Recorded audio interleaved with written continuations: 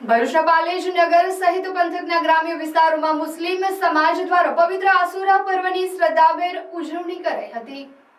આજથી 1388 વર્ષ પહેલા કરબલાના તપતા રણમાં ધૂમ ધકતા તાપમાં અસત્ય સામે જંગ છેડનાર હજરત ઇમામ હુસૈન અને તેઓના જાબાજ સાથીઓ અસત્ય સામે શીશ ન ઝુકાવી સત્ય માટે સતત 10 દિવસ સુધી યઝીદના લશ્કર સામે હામભીડી જંગ લડ્યા હતા।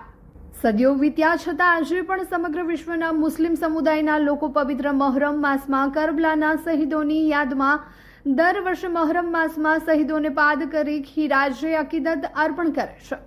આસુરા પર્વ નિમિત્તે નગરની મક્કા મસ્જિદ સહિત નગરની વિવિધ મસ્જિદોમાં ધાર્મિક કાર્યક્રમો યોજાયા હતા। વહેલી સવારે 9 વાગે દરેક મસ્જિદોમાં મોટી સંખ્યામાં મુસ્લિમ બિરાદરો ઉમટી પડ્યા હતા।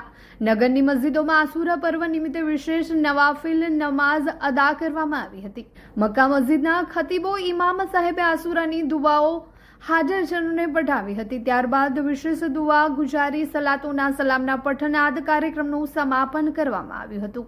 મક્કા મસ્જિદમાં મોટી સંખ્યામાં મુસ્લિમ બિરાદરો ઉમટી પડ્યા હતા। નગરના વિવિધ વિસ્તારોમાં સરબતની સબીલો પણ જોવા મળી હતી। મુસ્લિમ યુવાનો રાહદારીઓને સરબત પીવડાવતા નજર પડ્યા હતા।